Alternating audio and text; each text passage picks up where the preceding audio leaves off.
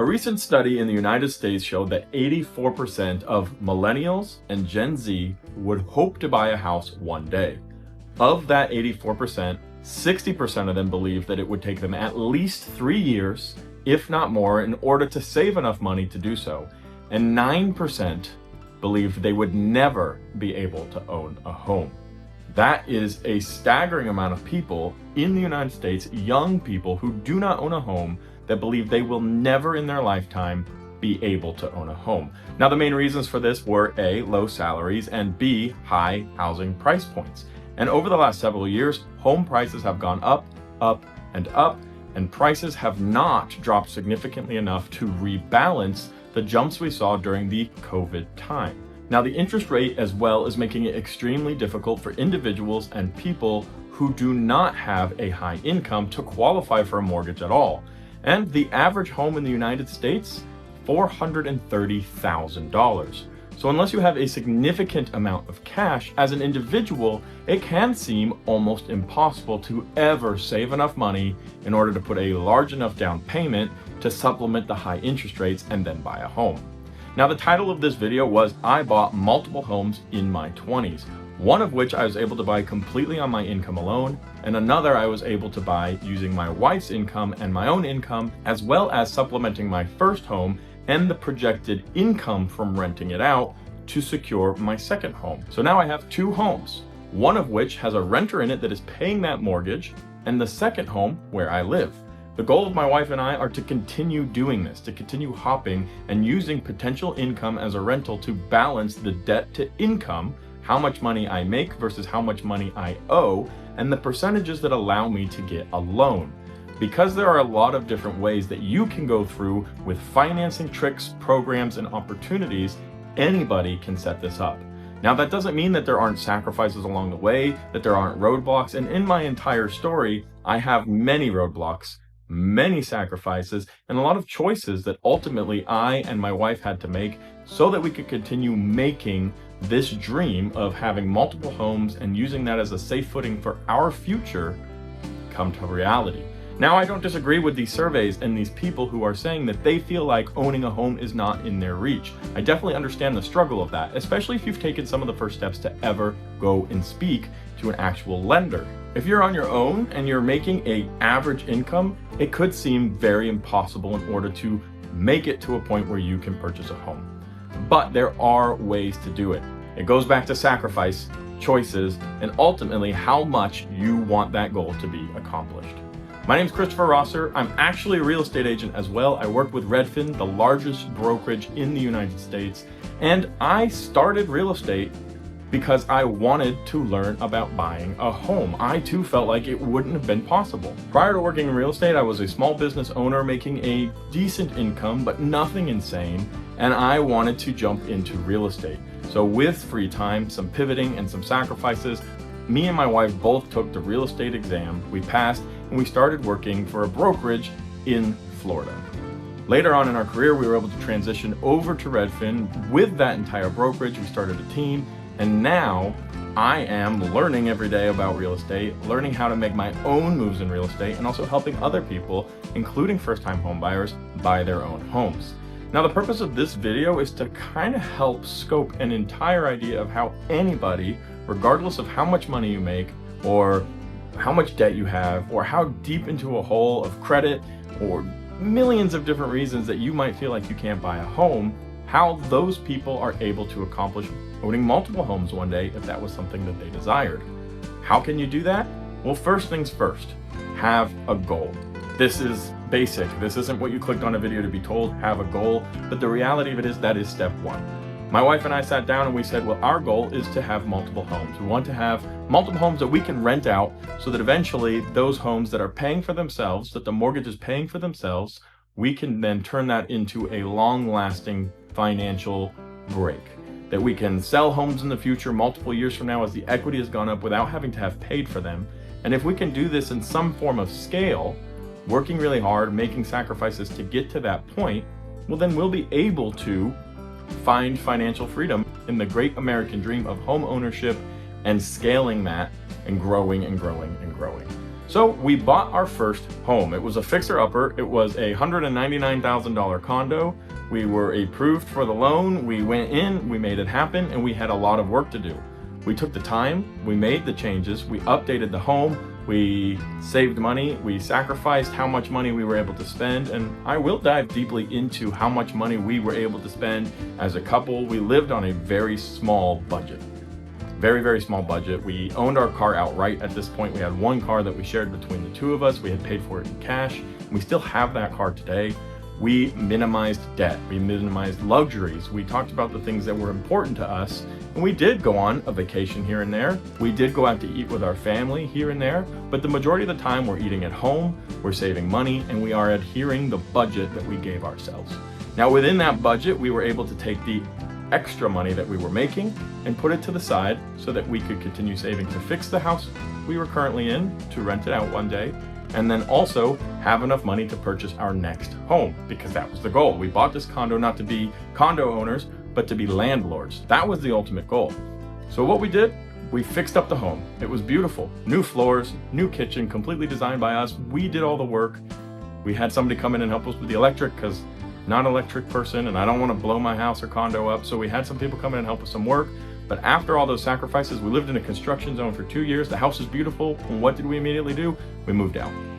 We identified a new property 2 years later, 2 years after we had bought the first home, and we said, okay, we can move into this home. We went and spoke to a lender. We determined that we made enough money to get the loan for that home.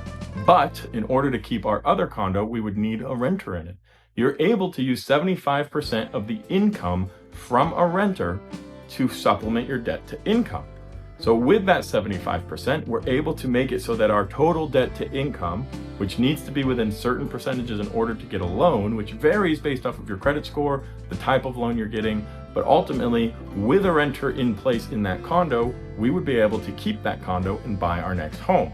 So that condo, although we're not making money off of it, would be paying for itself. The equity in the condo would continue to grow, and then we can continue and buy a second home. And that's exactly what we did. And in 2024, around October, we closed on our second home and we had a renter in our first. Now, there were a lot of scary moments in that and a lot of planning and a lot of doubt, a lot of not sure what we were doing. We were making it up as we were going. I'd never been a landlord. I'd never owned two homes. I'd only just bought my first home 2 years ago. So I was still learning a lot of these different details. And there's a lot that goes into the financial pivoting of being able to be clear to close with the lending process. But this is something you can do. I do not make an exuberant amount of money. In fact, I make an aggressively average amount of money based off of what the average American my age makes. I didn't get any help from my parents. I didn't get any help from anything beyond this was my goal and I saved for it. I made sacrifices. I wasn't spending my money in exuberant and luxurious ways. This was what I wanted to achieve. So with those sacrifices, I was able to save enough money to supplement the debt to income. Now, all of this is a story, and we can dive into different avenues of what these questions means and will here on this channel. But the overview of who am I and why am I talking about all the homes I have, which in reality is still only 2. But I am not even 30 yet. I'm 29, I turned 30 this year, and I think that there is a story here to be told so that people can feel excited about real estate. They can feel excited about their future, and they don't have to have this doom of inflation, high interest rates, high prices, low salary, low income. I'm alone in this. I'm not married. I don't have a partner. I can't do it. And that feeling is miserable. And we work with people as real estate agents who have these feelings. And part of my job as a real estate agent, and the part that I value the most, is an educator. So I'm taking to the internet to share that you can do it. I'm nothing special. I'm an individual with a goal, and using that goal and using the tools that do exist for people like you and me and everybody else, you're able to see yourself owning multiple homes within a short period of time and having a renter in place. If you'd like to learn how to do this, absolutely reach out to me. My number is in the comment section down below. Ask questions in the comment section and look out for more videos explaining in detail what is DTI, debt to income ratio. What do I need to do to get a loan? Who do I need to call to even find out how much of a house I can afford, or what I need to do in order to afford a home? The path to home ownership is actually a lot easier than you would think. But with that being said, and to wrap up my own personal story, there are bumps and hiccups in the road.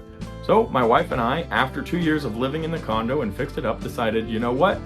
We bought this to rent it out. It's ready. It's beautiful. Let's do it. We identified a new property where we would want to live. We went through a large process of working with loan professionals to find out if we could afford it with the rental income, which is a projected rental sheet that comes in. They say, this is what you can probably rent it for. You can take 75% of that, plus all of these different informations about you personally. And they say, yep, you know what? We can make this work. We moved out of our condo. We finally moved into our new home after a long process.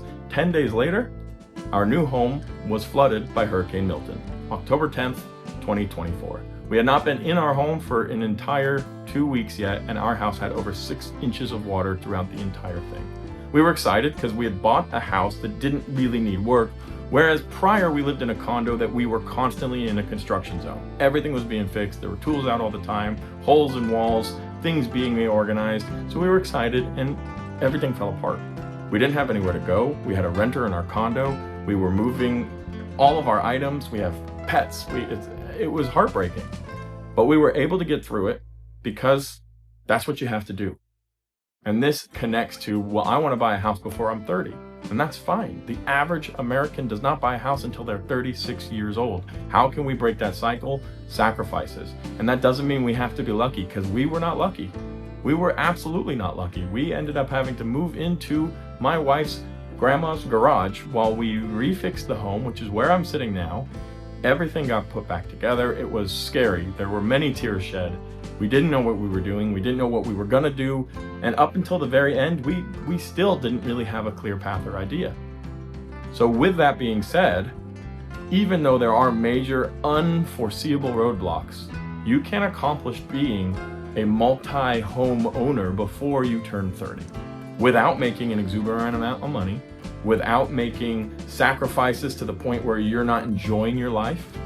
But there are things that anybody can do, programs, options, but you have to want to own a home. So first and foremost, ask yourself, do I actually want to own a home? Do I have a goal to own a home before I'm 30? You don't have to own multiple homes. You can own one. And then ask yourself, why do I want to own a home? What's the difference between renting a home and owning a home? What are the payment differences? Do I need to pay more money to own a home versus to rent? Why do I want to own a home? And what do I have to do in order to accomplish that goal? This was but a small sliver of the different types of planning that I had to do with my wife, specifically to get to the point where I was able to purchase my first home and then my second home. But the overview and the point of the video is you can do it. You can own multiple homes. You can own one home. If you are in your early 20s or your late 20s, or even if you've just turned into your 30s and home ownership has ever been something on your mind, something that you'd like to accomplish, but you feel like you don't know where to start, take it from me, somebody who did not know what he was doing, somebody who was very unsure the direction to go, where to start, what to do. It is 100% possible. That's the most important thing to take away from this video. You can do it. You can own a home. You can own 2 homes. You can own 3, 4, 5 homes. That is the American dream, and it is not dead. There are many people that say the American dream is dead. There are many people that will say being young in America is such a disadvantage because inflation's killing us, and when our grandparents and parents were buying a house, they were $60,000, and now cars cost what houses used to cost, and it is crazy, it is overwhelming, but you can do it. With some sacrifice, with some decision making, it's a choice. If you want to own a home, it is a choice. So reach out to me. My number's in the description. Reach out in the comments section. Let's chat about why and what you need to do in order to own a home one day. And if you have any questions about the process that I went through, subscribe to the channel, because we will be continuously talking about different avenues that I took, that other people I've worked with have taken, and things that people need to do in order to accomplish the dream of home ownership. Again, my name's Chris. Absolutely reach out, let's have a chat, but subscribe and follow for more, because there will be some stories, some details, some information, some graphs, some charts, some numbers, some data. We have it all here, and I cannot wait to share it with you. Thank you so much for watching, and I'll catch you in the next one.